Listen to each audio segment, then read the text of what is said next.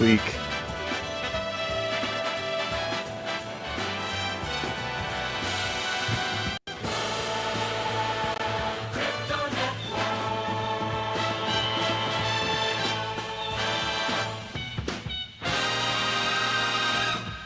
The Bitcoin Group, the American original. For over the last 10 years, the sharpest Satoshis, the best Bitcoins, the hardest cryptocurrency talk.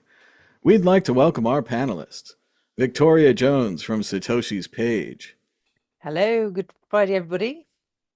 Josh Shigala from thestandard.io. Best week ever. Ben Ark from LN Bits. Hello, everyone. Happy Noster November. 4 years ago, Noster was born. And I'm Nice. Thomas Hunt from the World Crypto Network. Moving on to issue one. Issue one, Trump's win ignites a crypto frenzy that sends Bitcoin to a record high. BlackRock fund powers U.S. Bitcoin ETFs. So let's see. Let's just talk about the Trump thing. So Trump won. Let's go to the issue. Here we go. Victoria Jones, Trump won. They say it's good for Bitcoin. They say he's going to clarify regulation. It's going to be good for Bitcoin because they paid him, I guess. What do you think? Yeah, well, I mean, I think I've mentioned a few times on this show that Bitcoin is designed to disrupt politics. So, everyone getting excited about what Trump is or isn't going to do seems like a huge fallacy to me. I mean, really, what matters at the end of the day is how many people adopt the technology, because once that happens, it's game over for the politicians. But what worries me so much is that people on both sides of the political spectrum are still so engaged and wedded to the process as it already exists. I mean, it's actually the process that's the problem. It doesn't matter, which person you put in. I mean, they're both going to make regulations. One might be slightly better than the other, but it all depends on your perspective. There are lots of people who are against crypto, who will see that what Donald Trump is doing is a bad thing.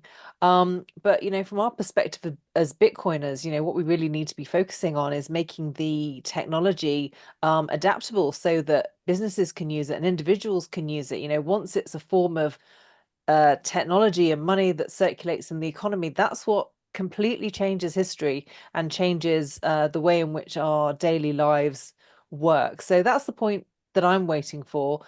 I don't trust politicians, regardless of what they seem to be doing or they don't doing. More often than not, they'll promise you the world before they're elected, and then once they're elected, it's a completely different story. So yeah, I mean, I'm not part of the political circus at all. I'm in Bitcoin because I want a technology that disrupts all of it, because I think the entire system as it exists is bad for everybody. So yeah, I'm not particularly impressed by what Donald Trump says he is or isn't going to do regarding crypto.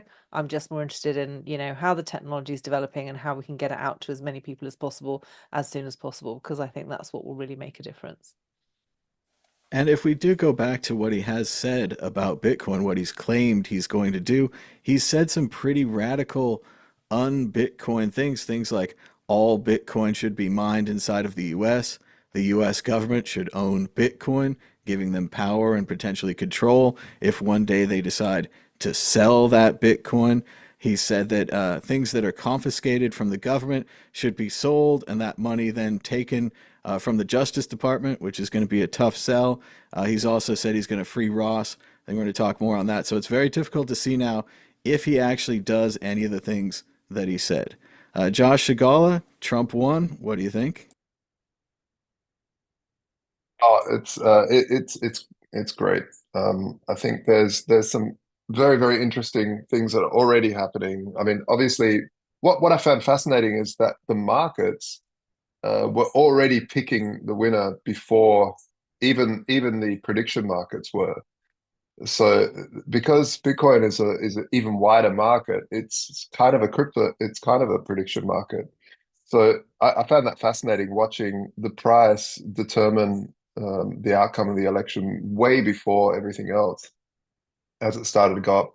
It's not as consequential for a trader I guess, because if it goes up and you're buying it up, you're buying it and you get to hold it anyway. But and if Harris came in, it would have gone down, and they would have still held Bitcoin, so it would have gone back up eventually. But there are certain aspects to Trump's policies which I find fascinating.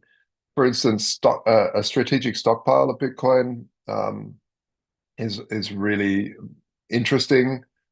It's one of these things where I mean I've always said governments shouldn't really hold it, but I know what that would do for the price. So I'm not gonna I'm not gonna say no.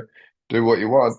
It's if America started build a strategic stockpile of Bitcoin, it's silly prices because every other country will do the same.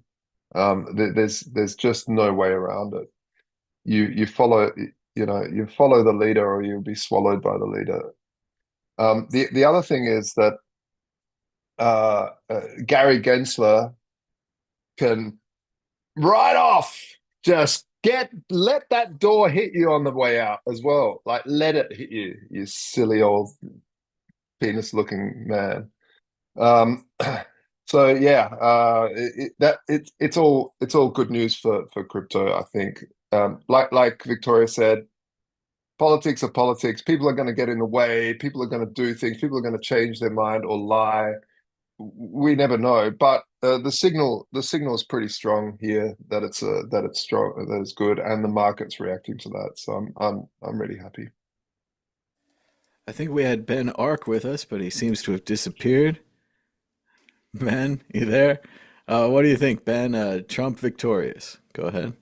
Yeah, I think that I agree with Victoria. Like, we're here to make them superfluous, the politicians and the centralized forces of power in this world, and to strip that power from them over things like money production and other things they can have power over as well. Trump's a wild card, and it could go one way or the other. And I think that's the most worrisome thing. Is I get the vote against status quo, but I yeah, I do worry about obviously he's very unpredictable, and that can be dangerous.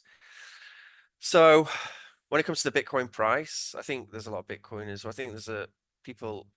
He doesn't technically. He's not a brilliant guy. Obviously, when you've seen him talk about Bitcoin, he gets a lot of his advice on the technical issues from his sons. I think just kind of think Bitcoin's cool, but he has more recently talked a lot about shitcoining. So my bet would be on him shitcoining over Bitcoining. Probably there is a likelihood that the US will make a strategic stockpile of Bitcoin, and that will be good for the Bitcoin price, I guess. But yeah, I'm not pinning my hopes on him helping Bitcoin in any way.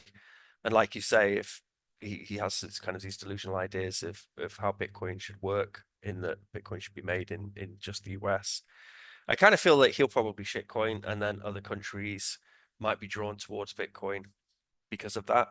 But I hope that Josh is right on the strategic stockpile.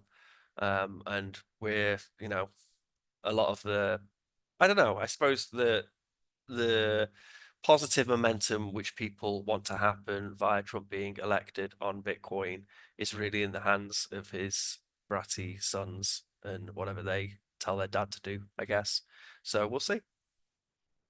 It will be interesting to see what happens with Trump's crypto project, World Liberty Financial, as he launches his own coin. But I think we're going to talk about that in a later issue. For now, obviously, the price of Bitcoin and several altcoins has gone crazy, completely gangbusters.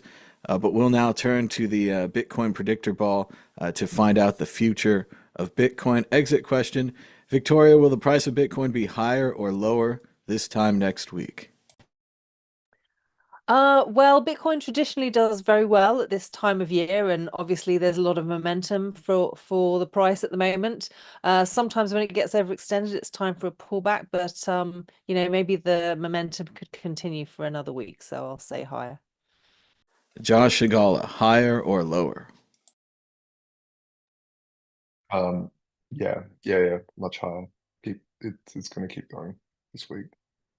Might have a retrace. Maybe there's a retrace, but like the average is going to be Got to higher. choose one or the other, higher or lower, Josh. All right, all right. We've gone up. I would say it's gonna build a floor. So it's gonna sit around this price for the next week, and then from then on, it's up. Push, the worst of all possible choices. Ben Ark, I know. higher or Ben's lower? Higher. Yeah, higher. Yeah, I'm gonna All right, lower well, that's the percent. ball. The ball would never push. It would never say one thing and not the other. Will the price of Bitcoin be higher this time next week? Ask again later. Ask again later. The ball has pushed. Moving on to issue 2. It's very related to issue 1. BlackRock fund powers U.S. Bitcoin ETFs to a record daily inflow. A net $1.3 billion was poured into the group of 12 ETFs. The pro-crypto Trump election took Bitcoin to a record high. Let's go to Josh Shigala. What do you think about the ETFs and the regulated or already regulated Bitcoin industry and how they're benefiting, even though Trump's not in office for another 70 days or so? Yeah, I think it's really, really important in these bull markets, as we've gone past this halvening, because the main place where ETFs would be getting Bitcoin is directly from miners.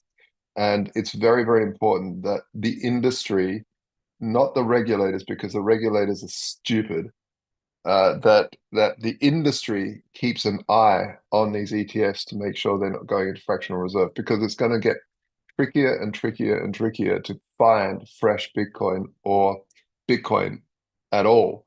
Enough of it to satiate the demand that these ETFs are capable of exploring. So yeah, we as a community, just like in the past, have been very, very vocal if a mining pool has gone close to 51 and started screaming. I mean, that we don't generally do that much anymore.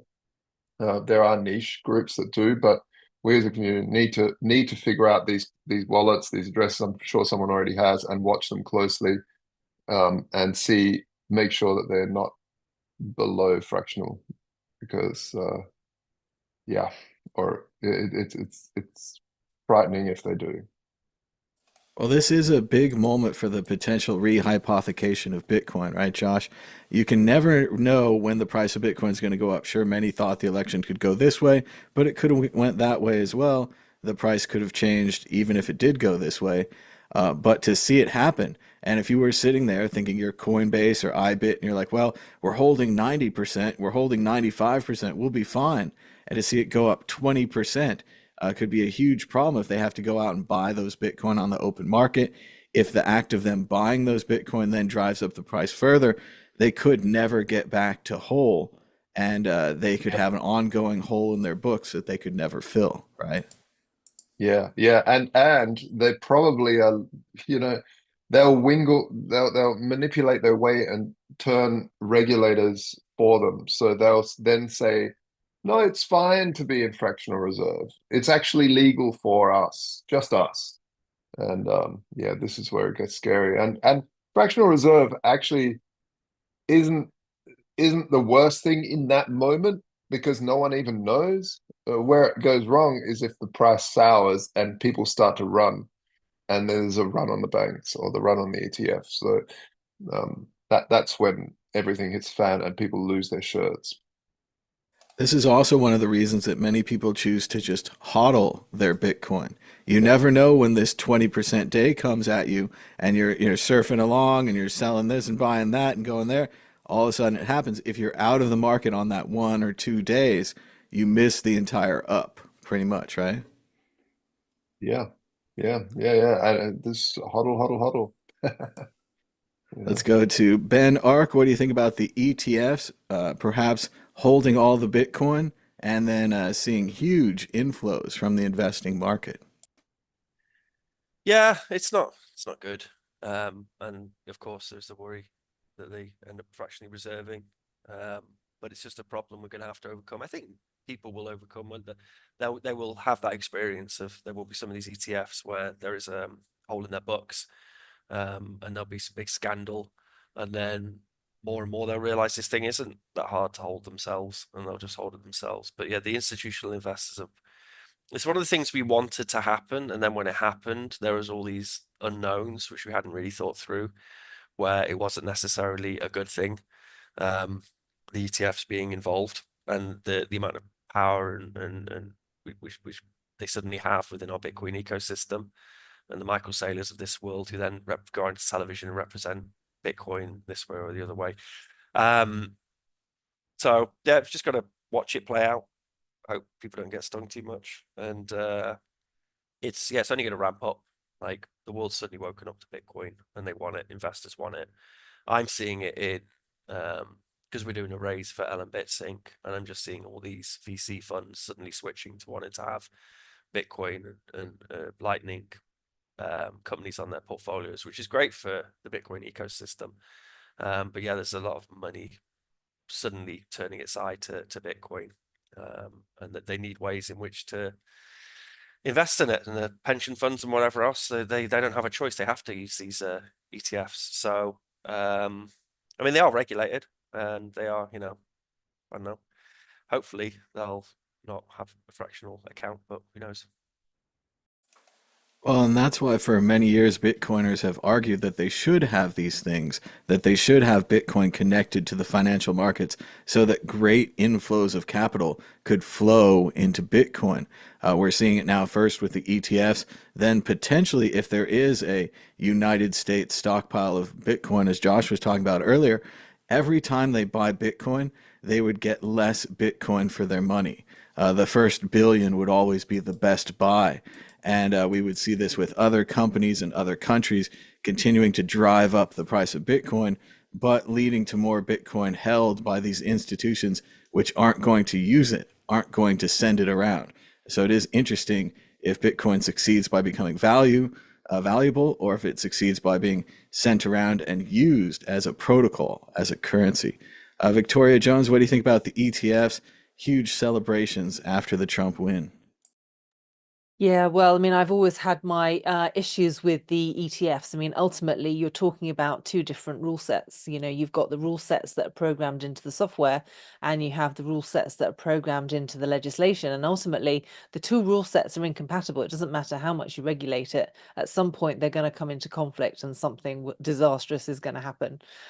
So that's my prediction. I don't know when it's going to happen, but it is going to happen at some point. Whether or not it's about these ETFs having some kind of reserve account that gets broken over the fact that you can't create more Bitcoin when you need it to, and if something breaks in the financial system and someone's been cooking the books, which has been known to happen not infrequently, suddenly the tide goes out and everyone sees who's naked.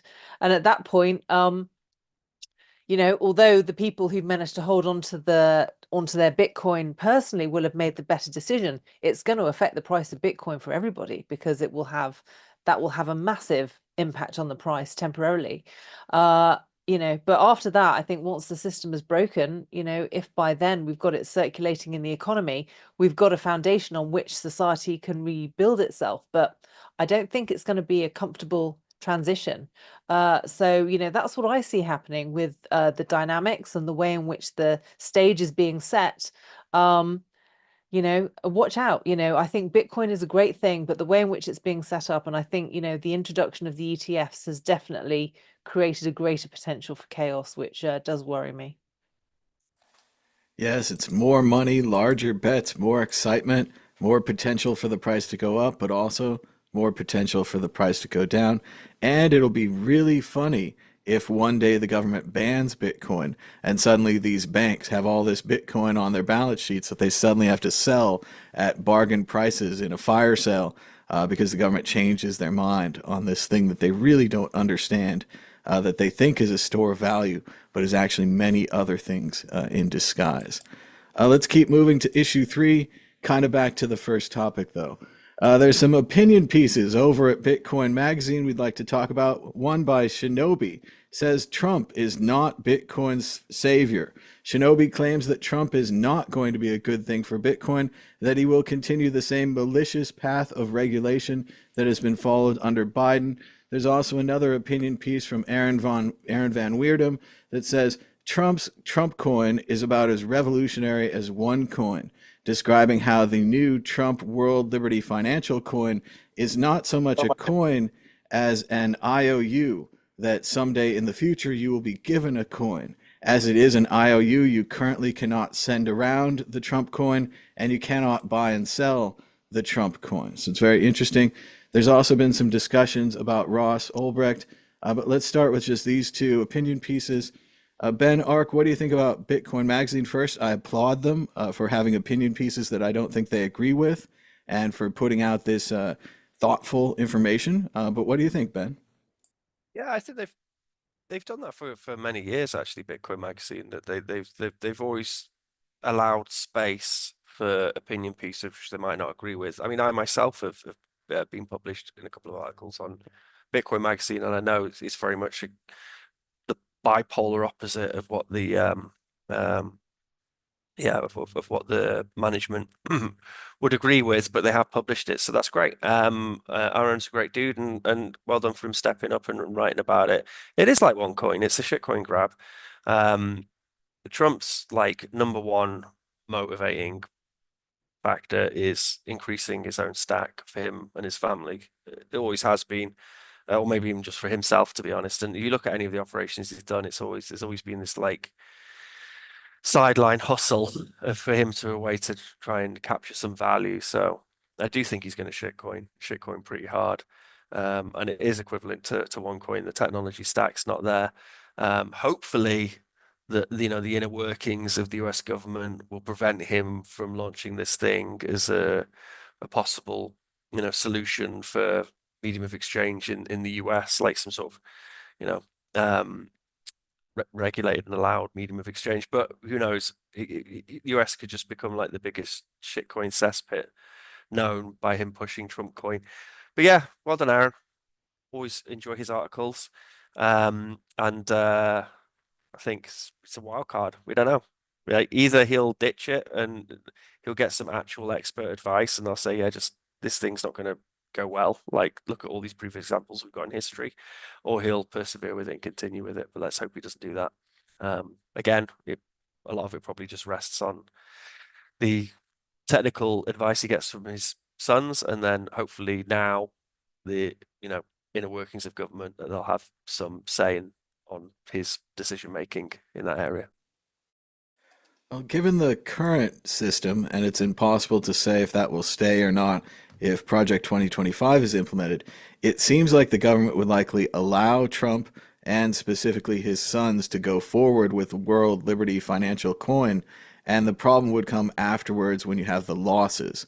If people lost lots of money and there are lawsuits, that's when I think they would face accountability. But they would probably allow them to do it, and this permissiveness would be further spread by the idea that these are the president's sons. This is the president's son's business. I mean, I guess it's it's like inevitable that we'll hit a point where some president or prime minister or king or queen will shitcoin hard. I know it's his sons, but ultimately it's him.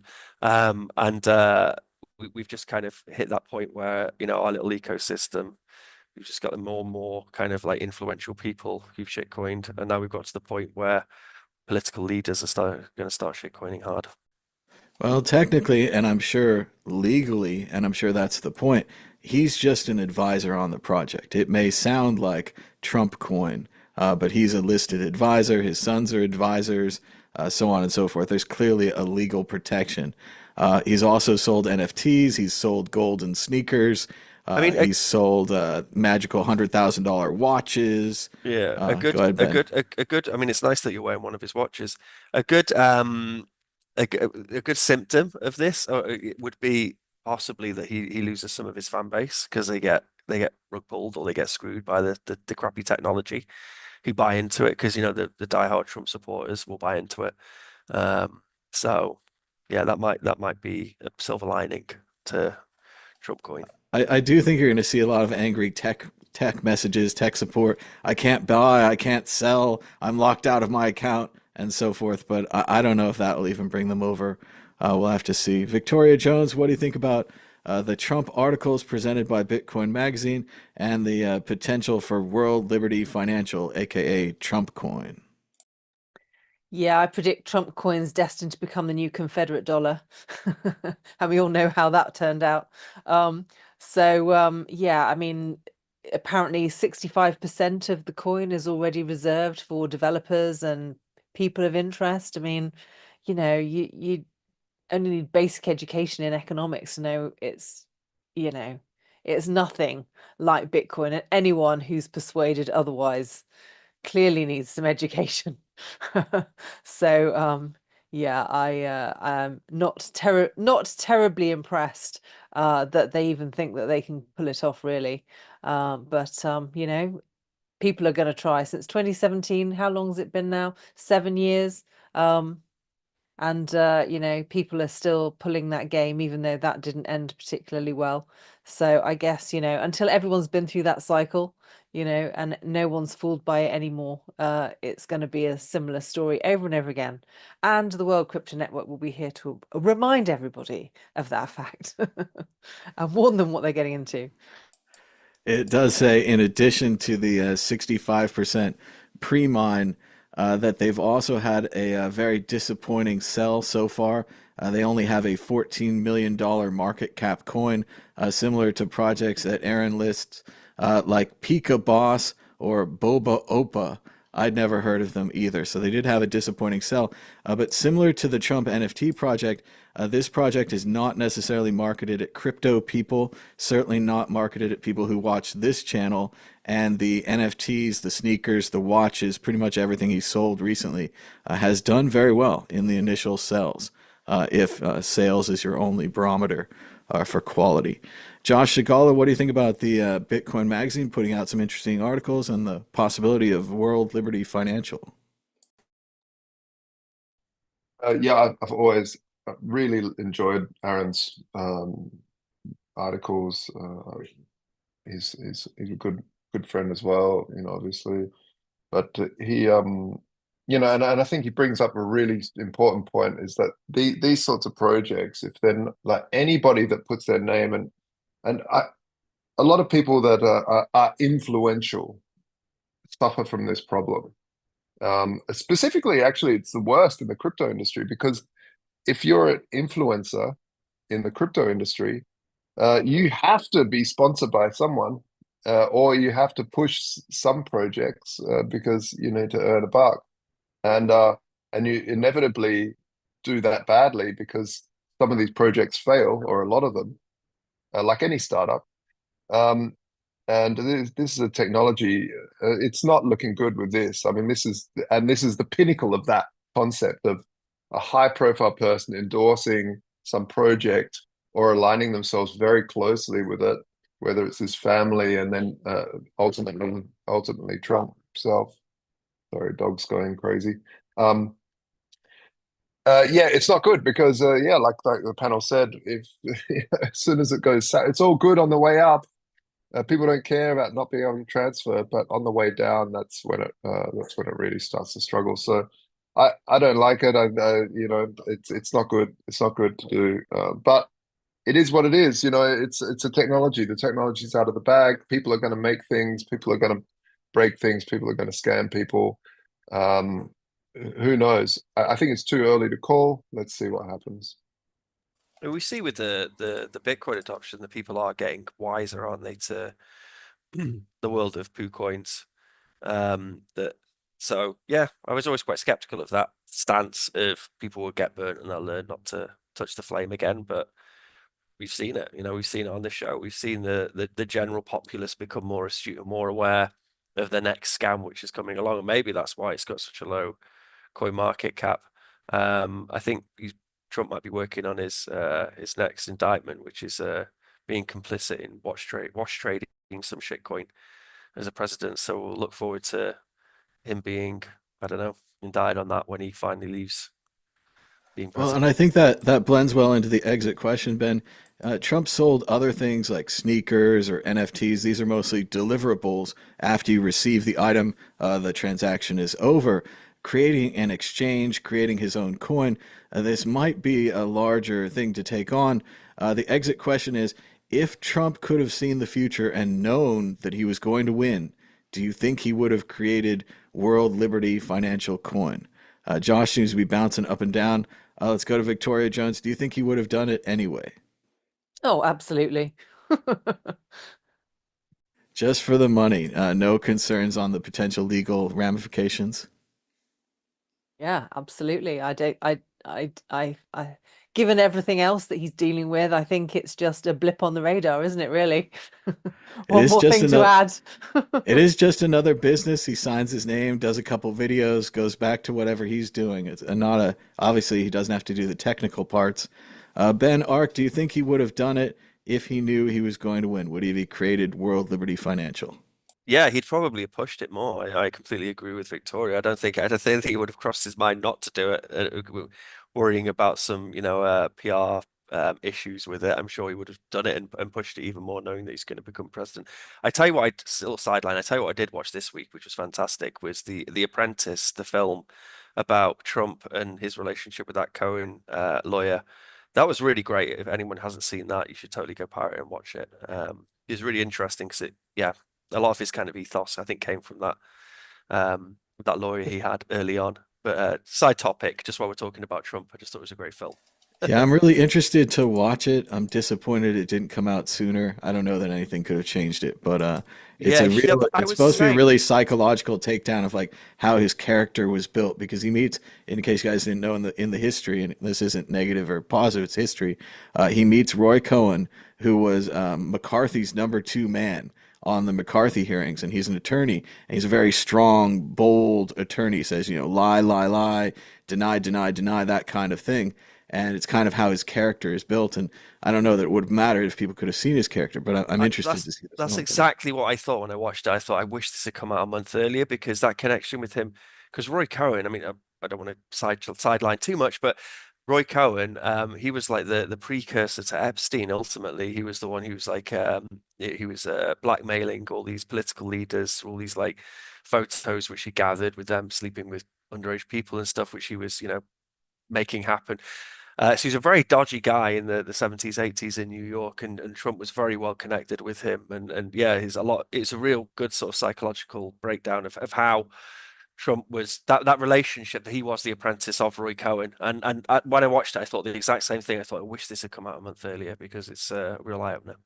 Actually, there was part of it which made me sympathize a little bit with Trump earlier on in the film. So it's not even biased or anything. It's good stuff. Anyway, sorry. All right, let's get back to topic. Josh, if Trump had known he was going to become president, do you think he would have launched World Liberty Financial anyway? And again, we're talking before the potential scandals. Like we're just kind of assuming it's going to lead to that. Go ahead, Josh. I mean, I don't want to be media bias here. Like he didn't launch anything. He trusts his sons, and he's like, "Oh, son, yes, you're very, and he has full faith in his sons that and he's not technical, like Ben said. So he would have just said, "Oh, well, they're building something good. I'm going to endorse it." And then he's gone out and said, "Yep, this is great, whatever." So, just to outline that part. But yeah, I mean, if he didn't become president, he would have done this as well. I think his sons would have said, "Hey, Dad, he's the most famous person in the world." So I don't like. Why wouldn't you use that to launch products or services or things that or by people you believe in? The only thing And the I'd worry sons have about got. is his previous projects, like I said, are more direct. If you buy a Trump stake, you get a stake. If you buy a Trump NFT, you get an NFT. This is just a much more complex project. If we really want to say he's kind of launching a crypto exchange, he's kind of launching a currency or a security or a commodity or whatever we're going to properly label that thing. It just seems like a bigger take. I would give me some pause, but that's just me. Yeah, I And mean, to be what I fair, like about it is, sorry. sorry, Victoria, go Sorry, ahead. go ahead, Victoria.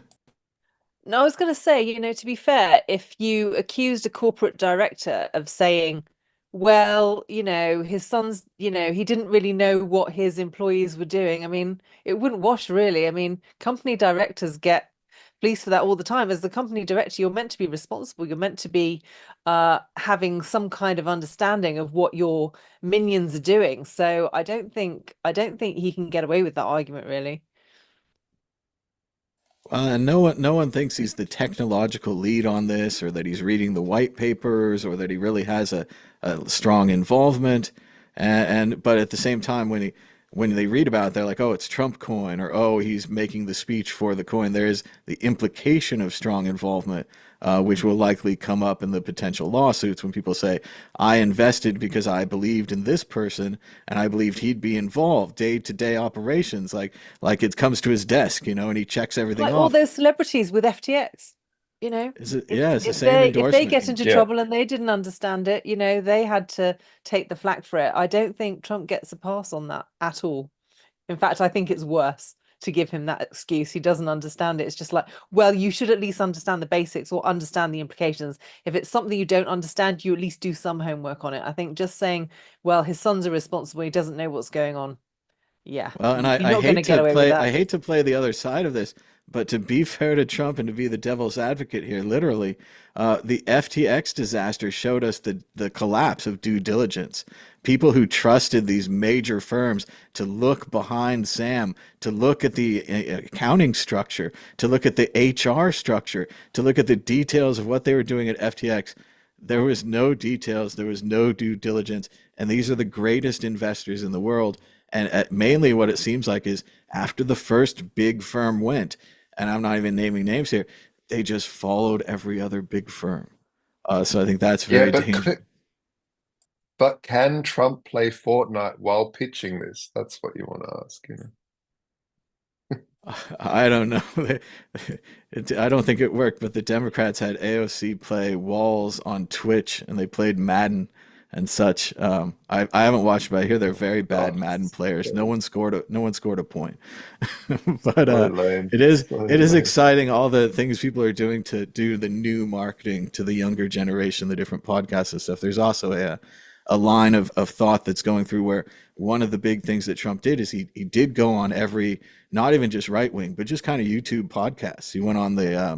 those guys that have the seltzer. He went on Joe Rogan. He went anywhere that would take him. And Maybe to that was a good strategy. Go ahead, Ben. to Josh's point as well, like I hate the fact that you're right, Josh, about the prediction market stuff.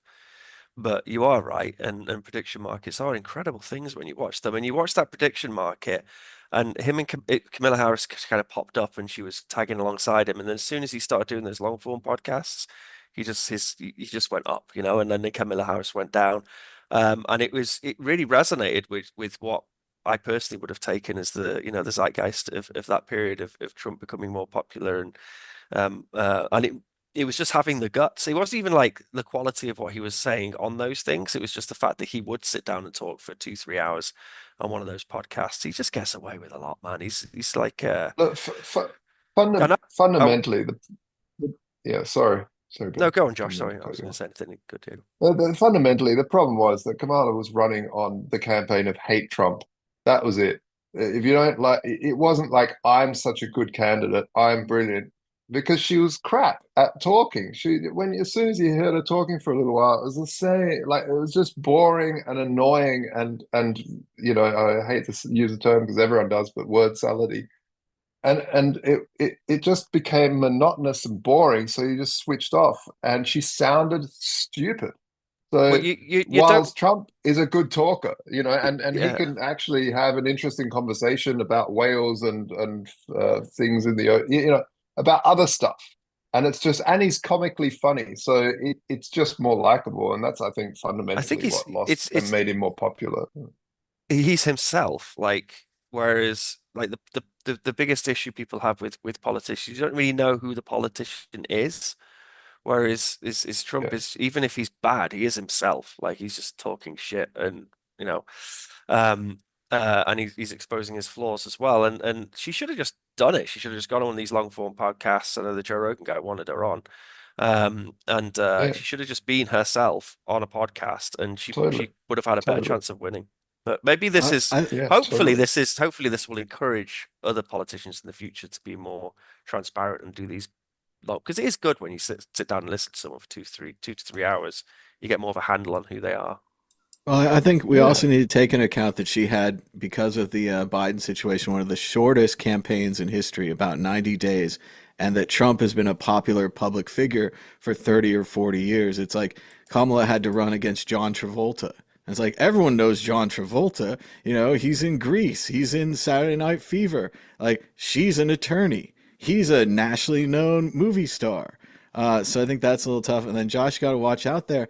I'm not sure if I mean, obviously she's not the Trump communicator or whatever, but I do see some like hints of idiocracy here sneaking in that, when she speaks, it's word salad and confusing. But when Trump speaks in the new language, it's easy to understand. I think we're getting dumber here.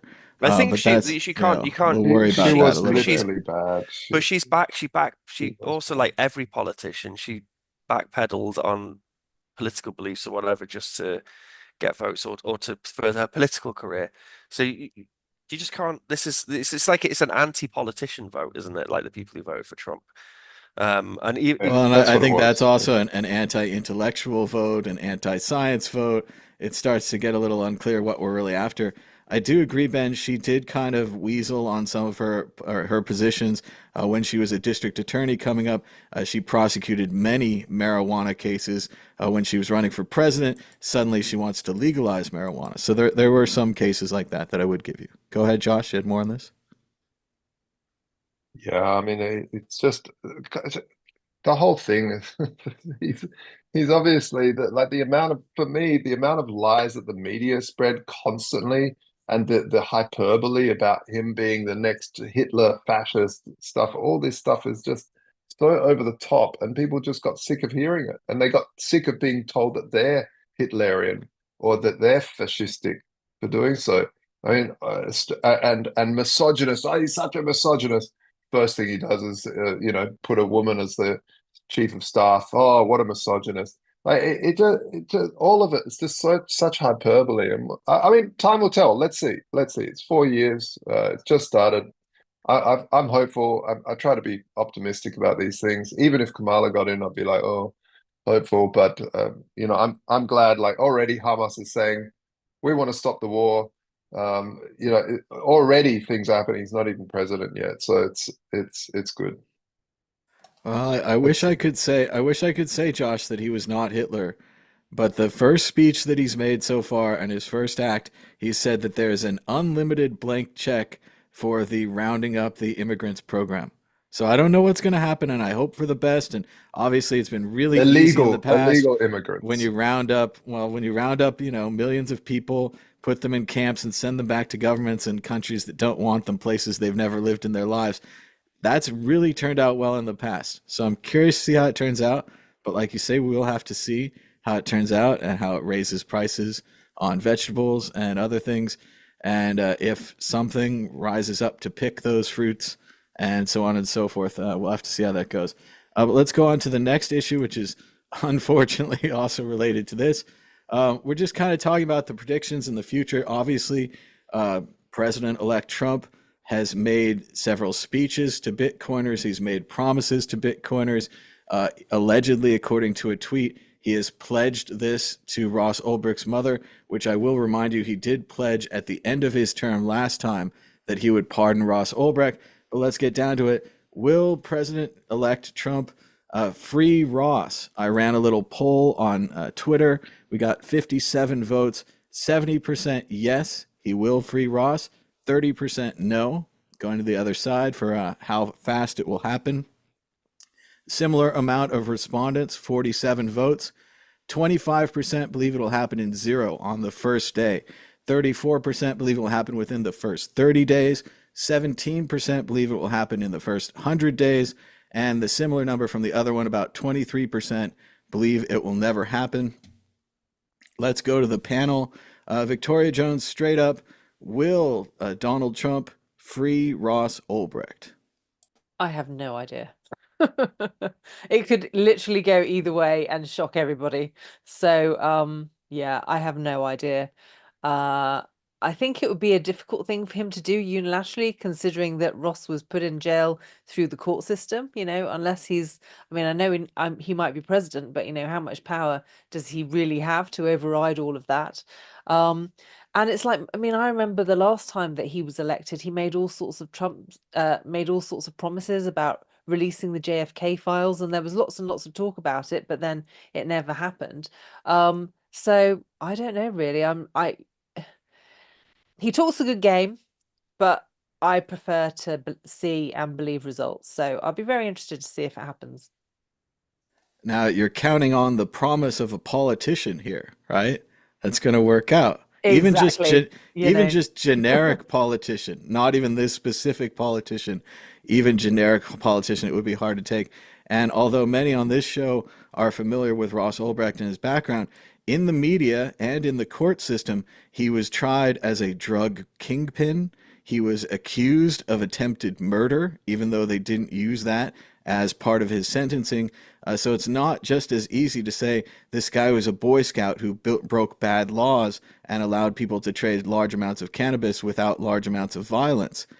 It would be great if we could say that if the case was clean, but obviously the case is more complicated than that. Ben Ark, will Donald Trump free Ross Ulbricht? He has been in jail for quite a period now. I'm not like, I think, I was all about free Assange until more recently, obviously, but with the free Ross thing, I was always very conflicted because I don't know, he kind of seemed like a bit of an asshole. The way he treated some of his chronic pain and some of the other admins in Silk Road. But he's been in jail a long time, so it might not be political suicide when it comes to freeing him. Like, he could arguably say the kid's probably learned his lesson, and we need, his talents elsewhere. And I did say that I was going to free him, and so he could possibly do it. I was interested in your poll. I was wondering whether, because I was building some polling stuff for Nosta, and I was just thinking, Josh, like, if they had to pay to vote on the poll, and then if they won the poll, they would get an equal share of the total amount. Would that be a prediction market, Josh? Oh yeah. You basically, the winner wins the other side of the bet. So you could have it so like you could have a poll on Nosta, and like the same poll, and it costs 1,000 sats to enter. And then if you are on the right, if you answer correctly, then when it happens, you then get like the sum divided by the amount of people who voted on that thing. That'd be cool. No, not necessarily. It has to be weighted, time weighted as well, because as you get closer to finality, more people have more information. So it's not fair to vote the last minute when you know that someone's going to win, than at the beginning when no one knew anything. So the Yeah, cost would be as more time to gets the enter. poll closer, is constantly adjusted by the buys and sells. And like Okay. Josh said, so when Trump was up 70% on the prediction market, if you were buying Kamala at 30 cents, you would win that 70 cents from the other side. Whereas the Trump people with their 70%, they were only going to win that 30%. So your win is determined by how difficult the market is. Like Josh said, when it got close to the end, it was like 99% to 1. But there's still that chance if you bought that 1% and the returns turn out wrong and they get new returns from this district in Philadelphia and it flips the whole election, just like a football game. At the very end, 99% prediction can swing the other direction to 100%. You could make an incredible buy. So it's that aspect of the prediction But it would be markets. cool, wouldn't it, to have like a paid poll prediction market just in an Oster thread? Just embed it in yeah, your social totally. client. Well, and Yeah, I think it would the be. more you can it- reduce it- the barriers to entry and make it easier for people to participate in Exactly, prediction yeah. markets, I think the better the markets would get, the more people would enjoy them, That'd be the sick. more smart money that you draw to the poll. Because the problem is, if there's no smart money, then the poll's not going to be smart. It's just a bunch of dumb money. So, yeah, Sorry, was just thinking yeah, about it when you're and talking. but do we yeah. ask everybody? Are they going to free Ross? Josh, what did you think? You Let's did go to not. Josh. I talked to Lynn a few years back, just before Trump, like just after Trump conceded the election or whatever, Biden got in. and she said she had on good knowledge from insiders that he was this close to pardoning Trump and pardoning Ross. And unfortunately, with the whole election scandal, his whole team was like, "What? I think that it was stolen," and then all the focus went on that. So she thinks it is. A lot of people are here talking about like the first on day one. There's no way on day one. Traditionally, presidents pardon people at the end of their terms. So if anything, it'll happen at the end of his term, which is another 4 years away. I see a very. I think it'll be absolutely something that crosses his table and that he will probably do, seeing as that he wanted to last time. I don't know how much weight to put on that, but I think that he has enough people around him from the libertarian side of things and people that have been campaigning for Ross for a very long time, that including Vivek Ramaswamy. He made it one of his major running points while he was running. So yeah, I think it'll happen, but probably at the end of the term. Yeah.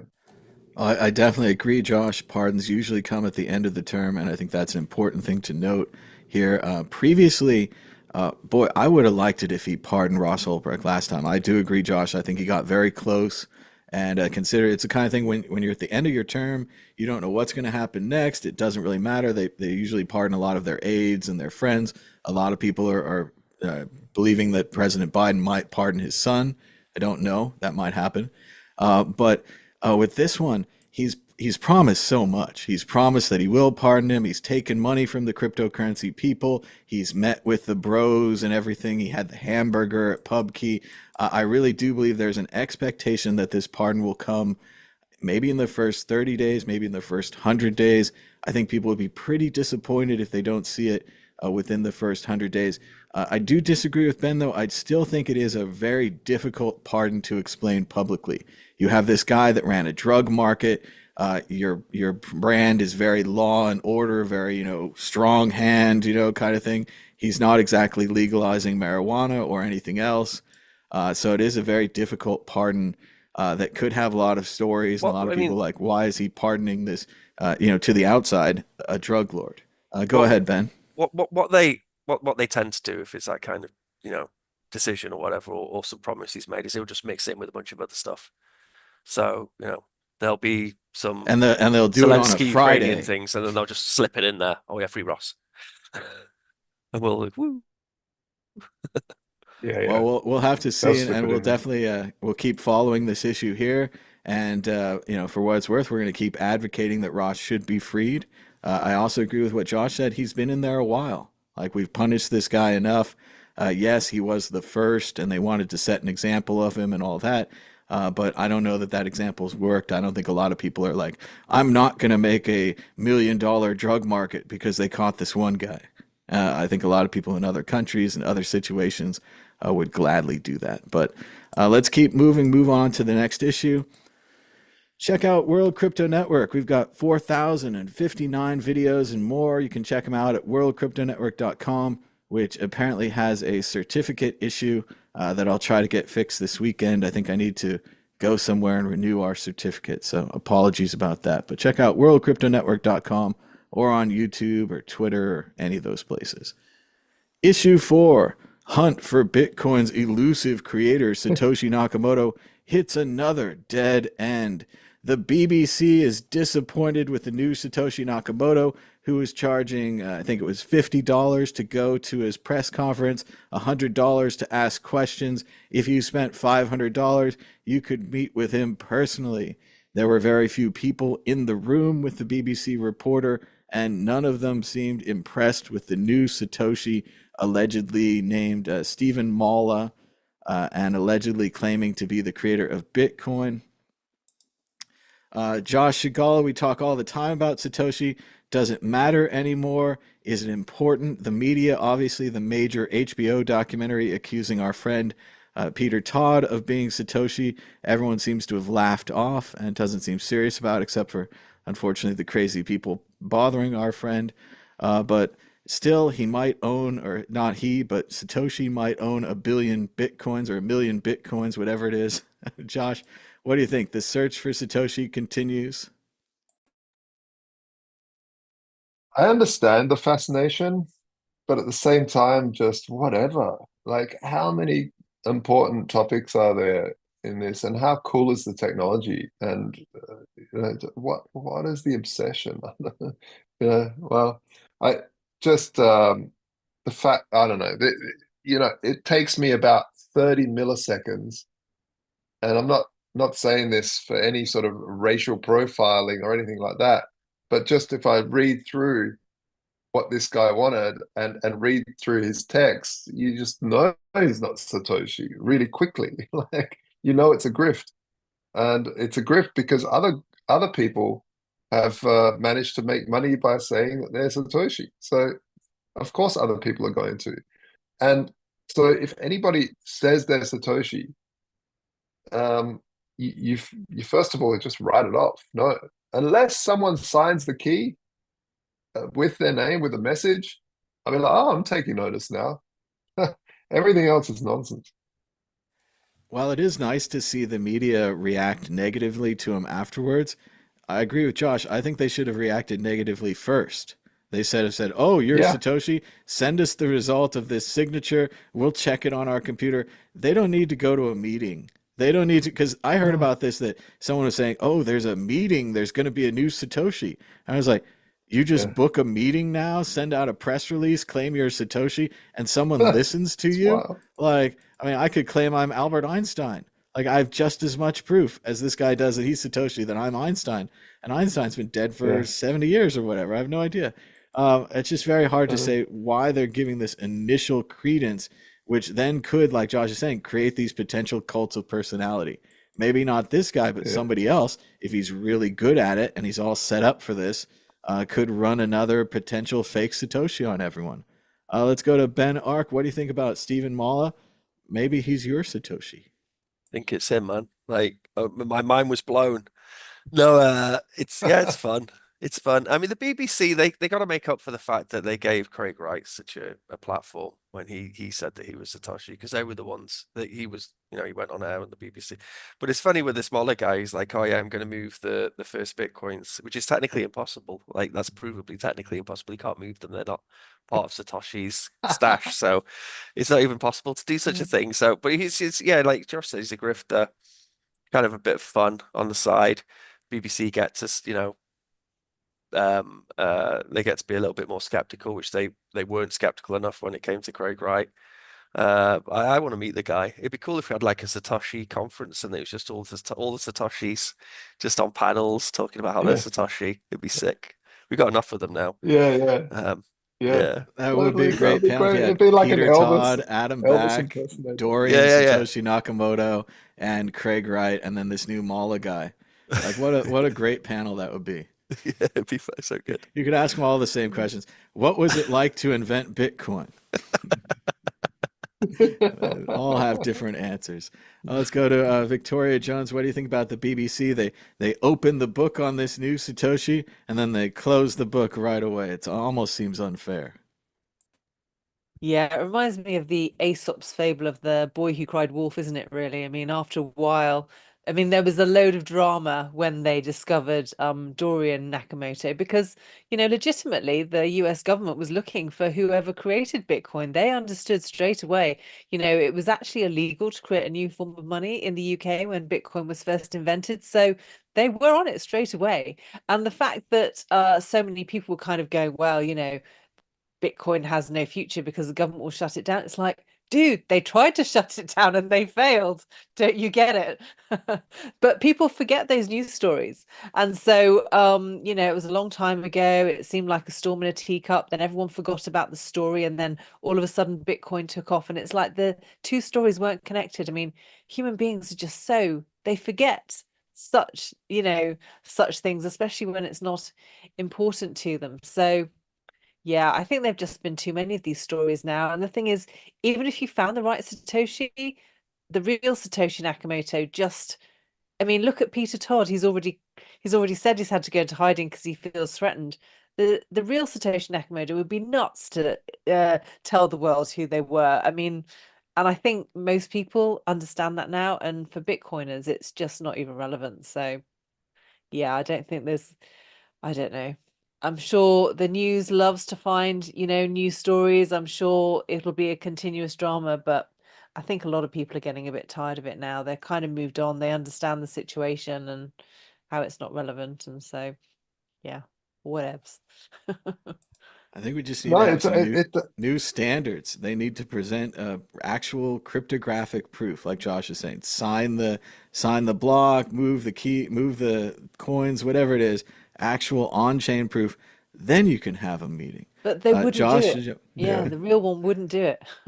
well, or they'll do it in a No, private ceremony with a special laptop to fool Gavin, but not to fool anyone else. It's that magic trick. You can never replicate it. Go ahead, Josh. I yeah, cut you yeah. off. Oh no, I just wanted to say that Victoria's spot on. Like you don't want to be exposed. And I wonder if, there's defamation laws, right? You can sue someone for defaming your character, but I wonder if you can sue someone for like falsely calling you out and putting you in danger, um, even though they're doing it for like a good thing. Like, hey, Peter Todd is Satoshi. Actually, now Peter Todd's in danger that people will, want to kidnap him or whatever else.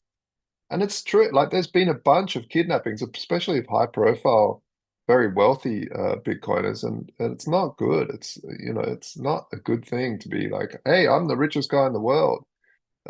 It's just, the I amount think of it's very detailing much that, about the intent of the person making the claim. I'm sure the documentary people can probably say, we're exploring ideas and our ideas led us to this, so we made that claim. Other people have put out newspaper advertisements attacking people and saying they're guilty of crimes. That's been a different kind of claim. I think they were taken to court for that one. I don't know that they'll be taken to court for the documentary. You can't defame someone Hmm. for saying they built something amazing. It's like I it's know, the but the that's opposite what of I mean. Like, defaming. yeah, that's right. It's like it's the opposite of defame, but you suck for doing that to my life now, There's a bit of that Uh, as well with the positive stereotypes about races where people they like the positive stereotype, but it's like a good thing. Yeah, I don't know if you could still, even saying that you invented Bitcoin. I mean, it's certainly a good thing in one way, but like Josh said, Peter's in hiding, he's freaking out. It's kind of bad in other ways. So it does have that positive and negative to it. I mean, he's the world's biggest troll in Bitcoin, so I can't help but lack sympathy for the guy. He's getting trolled. It'll all wash over. It'll all wash over. We just need to pull out enough fake Satoshis to shake the scent. So Peter Todd probably organized a smaller guy. He's like paid him some yeah, money. I'll pay you some money if you pretend you're Satoshi. Come on. Well, and yeah, yeah. it's the worst of Get the all heat off scenarios, me. Ben, because in the Peter Todd situation, one of the things you want to make very clear, if you don't want people to think you're Satoshi, never say you're Satoshi. Even if you're being facetious and it's a joke and you're like, oh, I am just like Satoshi, or I code just like Satoshi, or, we're all Satoshi. Like that kind of joking directly leads to the documentarian making the claim that Peter is I mean, Satoshi. I have legitimately said Peter Todd is Satoshi on this show before that documentary, so I kind of think he's not a bad Satoshi. My favorite would be Dorian because Dorian's a thoroughly lovely bloke. Spent a couple of hours with him once, lovely man. But yeah, Peter Todd could be Satoshi, but yeah, doesn't Dorian's matter. the It doesn't best matter. because he's the invisible man. He could fade into the background on this thing, and then God forbid, 20 years, whatever, he passes away, and he releases some kind of a dead man's letter, and it comes out that I was Satoshi the whole time, and I fooled you fools. Ha ha ha ha. Yeah, I just in that conversation because he started out and he was trying to like talk himself down on his technical expertise. And after about 2 hours of talking to him, I realized he was like a legit dude, like a legit developer into telephony stuff. And we were talking out over hardware things. We exchanged email addresses. And by the end of the conversation, I walked away thinking, that fucking dude Satoshi. Dorian is Satoshi, but there we are. There's also something where you want to believe it's Satoshi, especially if you've met the guy and hung out with him. Like there's Yeah, part of he's you like a nice old like Japanese Adam dude. Back. Like we've had dinner with Adam Back, and it's like I've had dinner with Satoshi. Ooh, that would be cool. But probably not him. Probably not someone that we've met. that would make very little sense, as Victoria was saying. But we've got to head towards the end of the show, so let's go to prediction or story of the week. Victoria, do you have a prediction or story of the week? Go ahead. Well, my story of the week is I was in Italy last week. It was half term over in the UK. So, yeah, I went over to visit the Vatican and the Colosseum, and I went on the Amalfi Coast and saw Pompeii and saw Vesuvius. So it was a very active week. In fact, I've had a very busy summer. It's been very difficult for me to get back on track with some of the projects for my website. But I'm happy to say that after all this relaxing, I've recouped my energy and I'm ready to go. So I'm working on some stuff now, working on some new videos and my next newsletter to come out. So hopefully I'll have an announcement next time I'm on. That sounds like a great time. Italy is lovely. Josh Segala, prediction or story of the week? Go ahead. Yeah, so we launched the V4 vaults with the standard, which is really, really great because now we're the first protocol where you keep your private keys. You don't need to do it, give any third party your private keys. You create a smart vault in a contract. You use that as collateral to borrow against 0% interest. But what we do differently is that collateral can now be sent to dexes as liquidity, sloshing back and forth and earning those trading fees. All the while, our contracts track the value of those positions, and so you can still borrow against that value. And so for the first time, you can have your wrapped Bitcoin or anything else actually you continue holding the keys. You've got full control. No one else does. It earns those trading fees and from slashing back and forth on dexes, and you get to borrow against that value. So it's really, really cool. Check it out. We'd love your feedback on these contracts. Obviously, it's an EVM thing. It's on Arbitrum. So if you're a hardcore Bitcoiner, you're not going to want to try EVM stuff. But if you do like to try out these things, give it a go. We'd love to get your feedback. That's at thestandard.io. Very How does that cool, work, Josh. Josh? Sounds Do great. they that sounds cool. Yeah, how do they not rug pull? Is it like time locked, or do you keep an eye on the keys to make sure they're not sending the Bitcoin out? How does No, it so work? basically the smart contract sends these things into the Uniswap contract. And so the smart contract holds the keys and you hold the key to that smart contract. So nobody else can touch that smart contract, and it's been audited and stuff like that, so that people can see that. And and the Uniswap liquidity pools work in the fact that when someone buys, you just end up with the other asset for a little bit, and then that asset is placed in right near the spread, and it just keeps going back and forth. And then when you pull that liquidity out, it just removes it from the Uniswap pools back into your contract, into your smart contract, and you can put it back in your MetaMask, if that makes any That's sense. cool. Yeah, I mean it's Yeah, all it's that stuff's wild. dead Like, complicated and hard, but that's cool as fuck. yeah, what I like this is what sort of frustrates me with hardcore Bitcoin maxis is, um, we all go on about take your keys off of exchanges, off of centralized exchanges. It's super important. And what's the fact that people manage to make these liquidity pools and working dexes, working decentralized exchanges is such a great big move towards getting rid of centralized exchanges. Yeah, it's I don't know. Maybe there are some on Bitcoin right now, but the fact that this stuff works, and yeah, it might not be super decentralized. That's arguable if Ethereum's super decentralized, whatever. But it's more decentralized than Kraken or Coinbase or anything like that. So it's a step in the right direction, and I love the fact that you can permissionlessly just interact with these smart contracts that have all from Uniswap, and be able to code on top of that and build these things. So now you can have collateral actually. So it's almost like you've got negative interest rate when you're using the standard because you're earning a yield from your collateral while you borrow against that collateral at 0% interest. And yeah, it's fascinating. It's really, No, really that's cool. amazing stuff, man. Well done.